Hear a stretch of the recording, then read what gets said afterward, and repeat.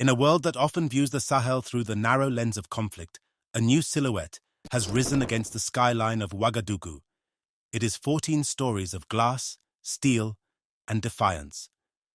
On April 3, 2026, on Avenue Leo Frobenius, the heart of Burkina Faso's commercial district was transformed. But this is not just another office building. This is the new headquarters of Coris Bank International, a 19.6 billion FCFA statement of intent. Welcome to the Voice of Africa. Today we are looking at the concrete revolution. While others talk about instability, the architects of our financial future are laying foundations that cannot be shaken. We are exploring how a homegrown banking giant is building the infrastructure of African self-reliance. Architecture is never neutral. It is a language. The design of this 14-story landmark is based on the volumetric transposition of the letter C, a permanent architectural stamp of the Coris brand upon the Burkinabè soil.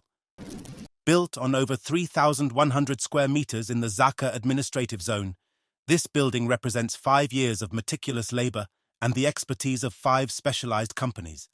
But look closer at what this C represents. In the Burkinabè context, where Prime Minister Jean-Emmanuel Ouagadougou stood to officially open these doors, every structuring investment is an act of resistance. This building is a fortress of capital, designed to house 700 users across open spaces, boardrooms, and training centers. It is a modern working environment intended to facilitate the structural transformation of an economy that is no longer content to wait for permission from offshore banks in Paris or London. To understand the gravity of this inauguration, we must look at the trajectory of the Coris Group. Founded in 2008, at the height of a global financial crisis that decimated Western institutions, Coris Bank began as a Burkinabè vision. Today, under the leadership of President Idrissa Nasser, it has expanded into 12 African countries. By 2023, it was already ranked as the second-largest bank in the UEMOA. The Director General, Gisèle Gumedzoe, noted that this building is a symbol of progress made and ambitions yet to be realized. With 65 branches already weaving through the fabric of Burkina Faso, this new headquarters serves as the brain of a financial nervous system that is purely African. When the Minister of Economy, Dr. Abubakar Nakanabo, who also leads the UEMOA Council of Ministers, attends such an event, it signals that Burkina Faso is no longer just a participant in the African financial space. It is becoming its epicenter. In our previous deep dives, we discussed Ibrahim Traoré's progressive popular revolution. But a revolution cannot survive on rhetoric alone. It requires a robust, efficient, and sustainable financial heart. Prime Minister Ouagadougou described this headquarters as more than a facility. It is the concrete expression of a national ambition. For decades, African development was stifled because our capital was managed by institutions that did not share our destiny. By building strong, efficient, and sustainable institutions like Coris, Burkina Faso is ensuring that the wealth generated within its borders stays within its borders.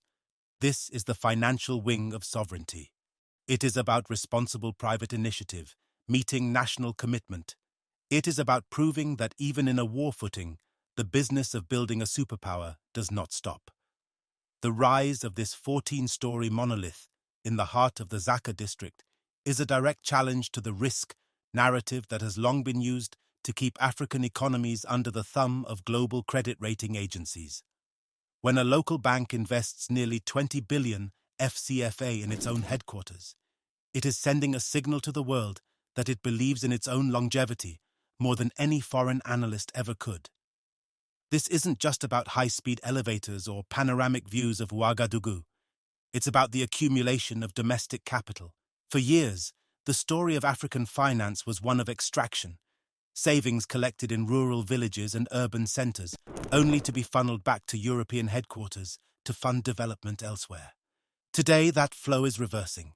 Every meeting held in the 7 conference rooms of this building, every strategy drafted in the boardroom, is a brick in the wall of African financial independence.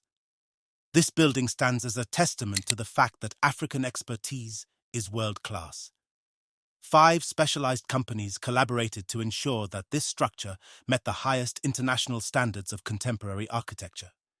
It is a dense and optimized program that reflects a new philosophy of space, one that prioritizes transparency, collaboration, and the dignity of the African worker. By housing 700 staff members in an environment that features an infirmary, a training room, and a cafeteria, Coris Bank is demonstrating that the structural transformation of the economy begins with the structural transformation of the workplace. It is an acknowledgement that the brainpower behind Africa's financial resurgence requires an environment that fosters innovation rather than merely managing transactions. The timing of this inauguration is equally significant.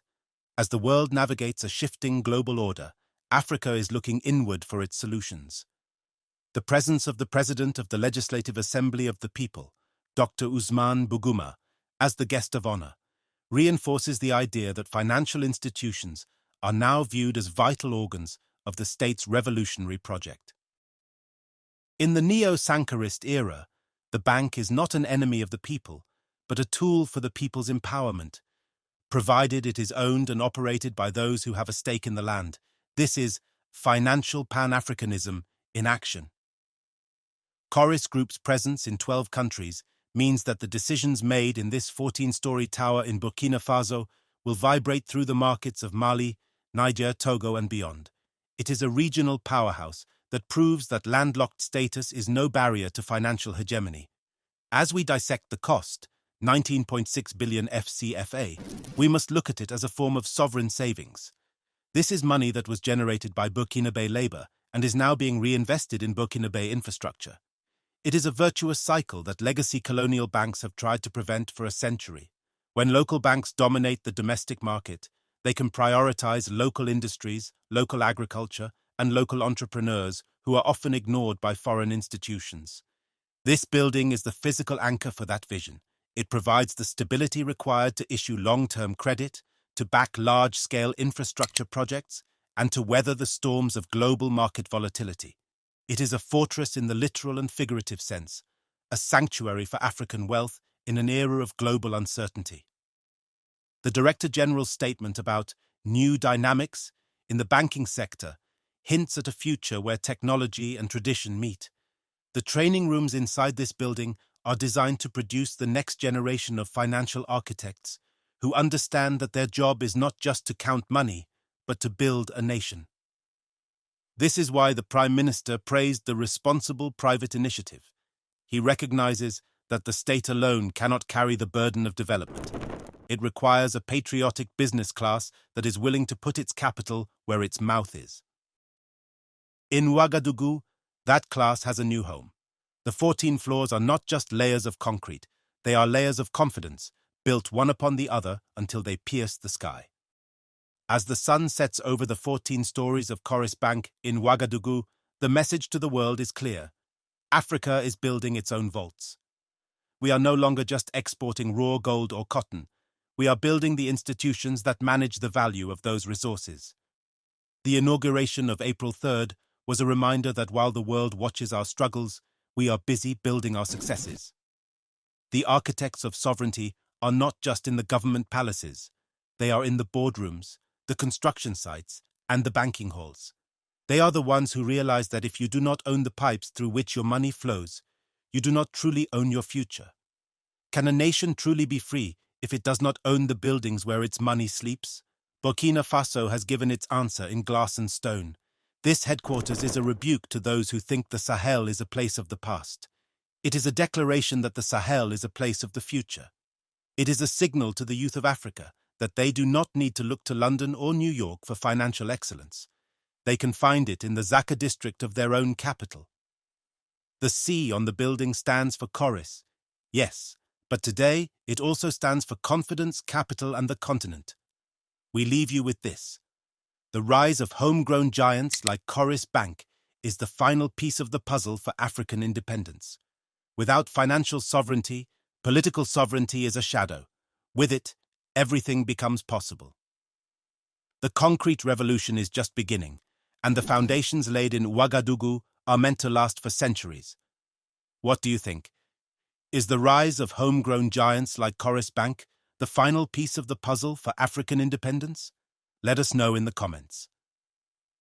This is the voice of Africa, the voice of a continent that is finally banking on itself. Keep your eyes on the horizon because the skyline is only getting taller. Good night.